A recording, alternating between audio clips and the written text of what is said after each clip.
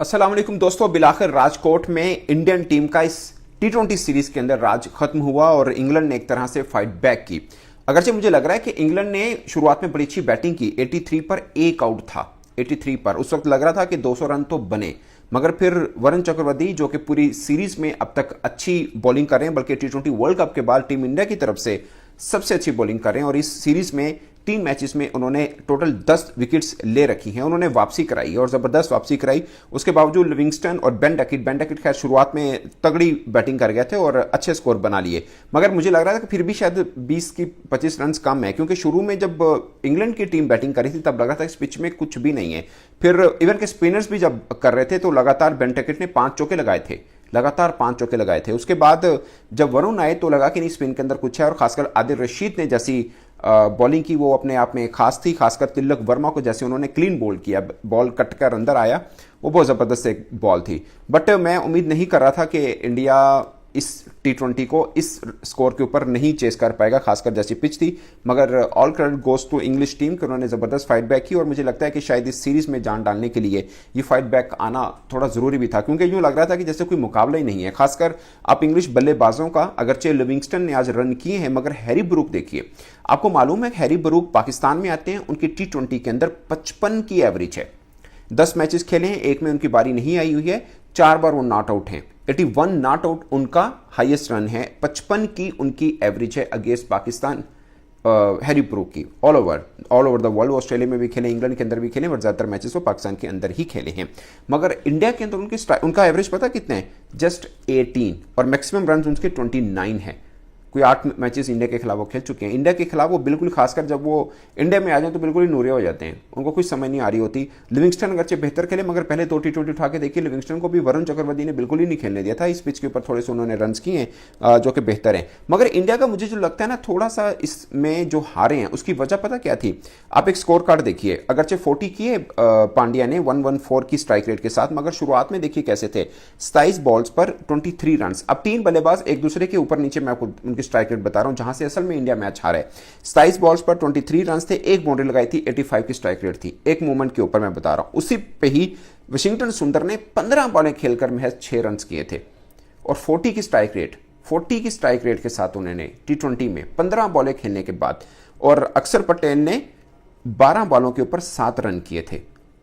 अक्षर पटेल ने ऑलमोस्ट 50 के करीब है, तो एक बंदे की अगर 50 की स्ट्राइक रेट है, दूसरे की 40 की है, तीसरे की 85 की है, तो चेस नहीं होता। अगरचे पांड्या ने बाद में थोड़ी बेहतर बैटिंग की है और 40 रन किए थे, बट मुझे लगा तब तक कहानी खत्म हो चुकी थी और जाहिर लग रहा था कि जस्ट एक फैंस के लिए तो हो सकता है कि फैन खुश हो जाएं कि अच्छी इनिंग खेली जा रही है, बट मैच में कुछ नहीं बन रहा था और वही हुआ। 35 बॉलों पर 40 रन बनाकर वो आउट हो गए। 114 की उनकी थी।